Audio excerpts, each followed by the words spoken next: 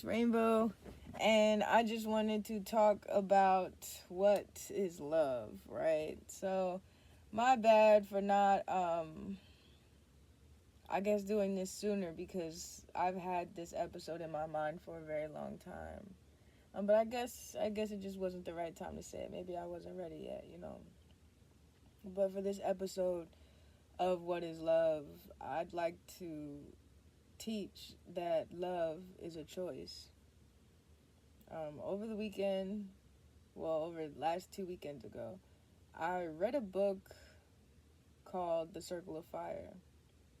And pretty much it just tells you about how, pretty much just asking you if are you sure you're ready? Like are you sure you're ready for marriage, for love, for commitment? And it kind of had me sit back and think, you know what I'm saying? Because this is something I've been praying for a very long time, but it's also something I've been avoiding in the same breath. And why is something that I want so bad also something that I'm ignoring? It's not the fact that I didn't know my own strength. It's just, do I really want to do this right now?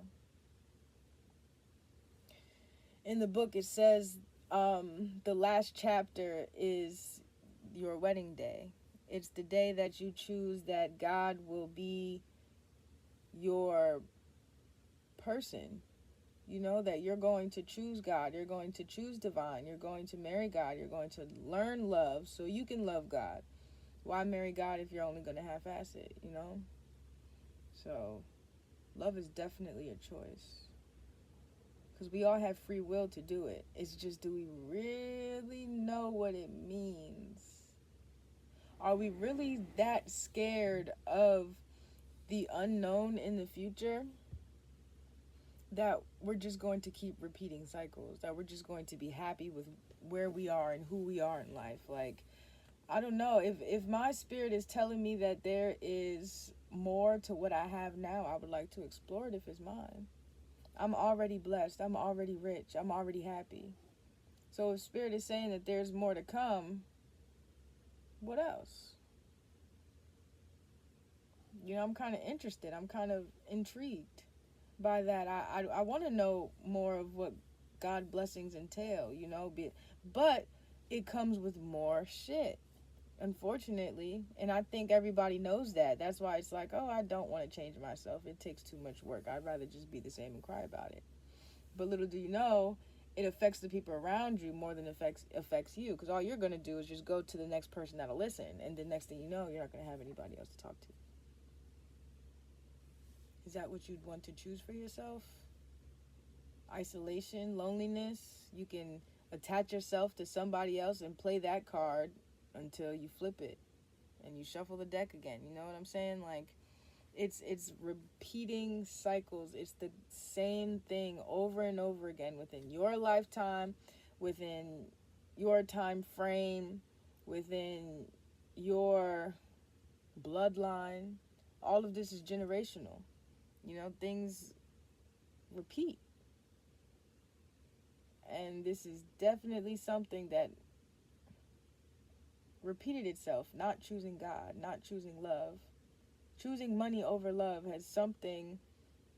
has been the downfall of Earth for a very long time. Choosing money over love. What is love? Love is God.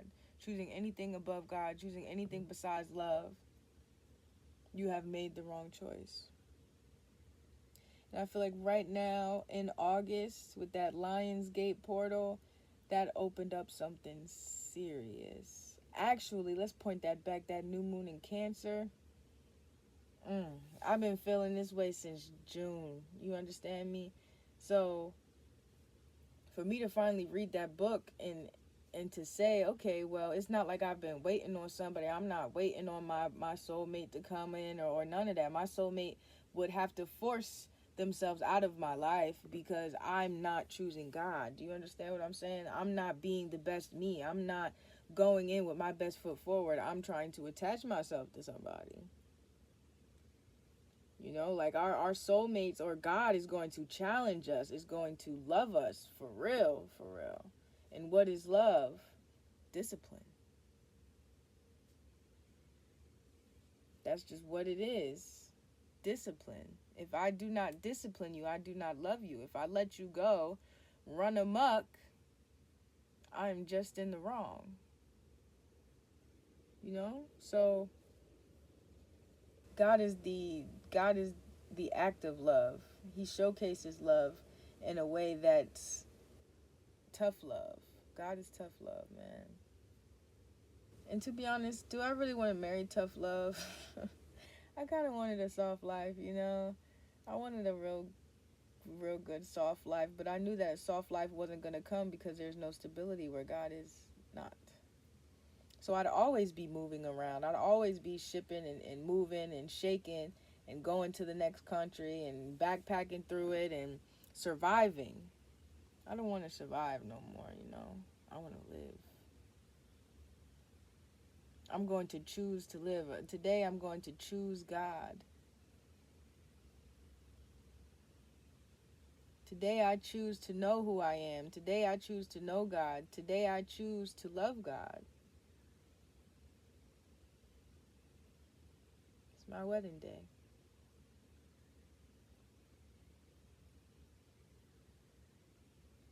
It's a choice. Something you have to choose every day. You just can't choose today and expect this to carry over for tomorrow. No. There's decisions in every freaking thing. Okay? Decisions. Too many decisions. Me personally, I don't like making decisions.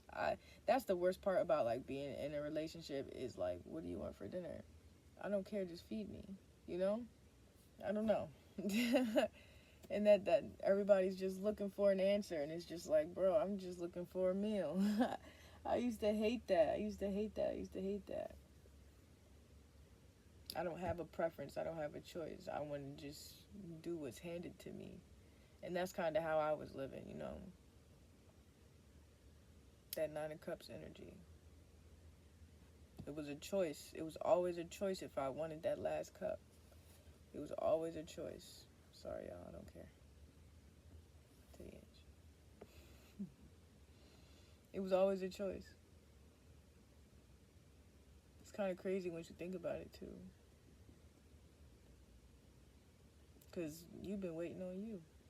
This whole time, you've been waiting on somebody to come. You've been waiting on God to grant you this person. It was you. Surprise! Bingo! You need that fire, that passion that's going to bring you that love. And you know who's going to bring you that love? You're going to bring you that love. Because that passion is going to spark something for you. It's going to make you want to get up, want to wake up, want to do more, want to read, want to study, want knowledge, want God. It's going to force you to choose. I don't know. I think about that movie and that scene in the movie The Matrix. And it was that one guy that he was just like, yo, I'm tired of eating this crap. Like, please just put me back on Earth and make me rich. Period. I wonder if I did that. I wonder if I did that.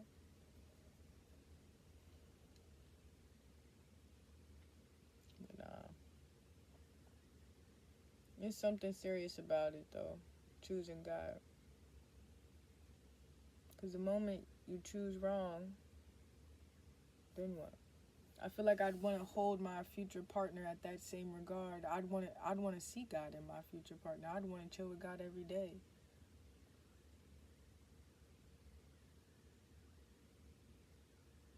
It can't just be me. My cup needs to run it over. You know what I'm saying? Like, I don't know. Choosing God, I feel like, is truly fulfilling. Marrying God is truly fulfilling. I wouldn't want it no other way. Even if I were to get married on this earth, God will be there. It wouldn't even be traditional. It would be black. Love is a choice. I'm going to choose to love you the same way I would love God. That's what love is. God. That holy, that divinity.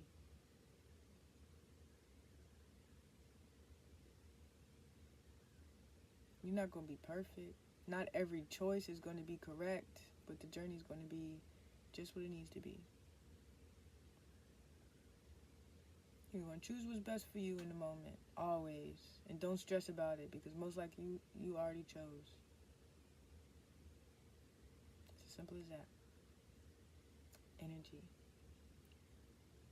I'd love to teach you about it one day. The choice to choose. The choice to choose to love.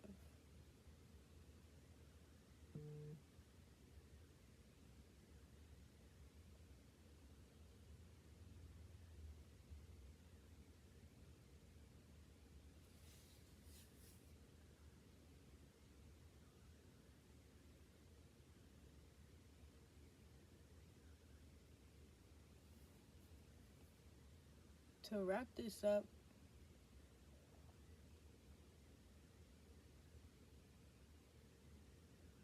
I'd probably start with my vows. I didn't even think about that. If today is my wedding day, I don't got no vows. I just thought I was going to wing it with no plan, with no commitment, with no promise. It's kind of messed up. I'd hate to do God that like that. If tomorrow's my wedding day, if 828 is my wedding day,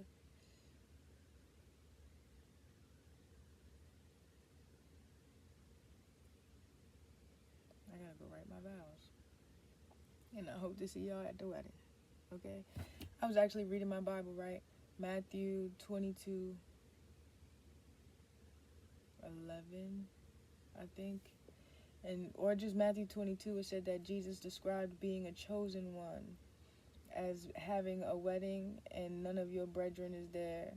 None of your homies or the people you grew up with was there. None of your family members were there. Not even your wife showed up. Nobody has the ability to be in God's presence unless you are chosen. It's a very lonely world, very lonely journey, but you make the best of it. If you truly believe in your journey, you wouldn't take this life too seriously. Live it the best way that you can. That's my best advice. Live it as if you were married to God, as if there's nothing to worry about. You are protected up until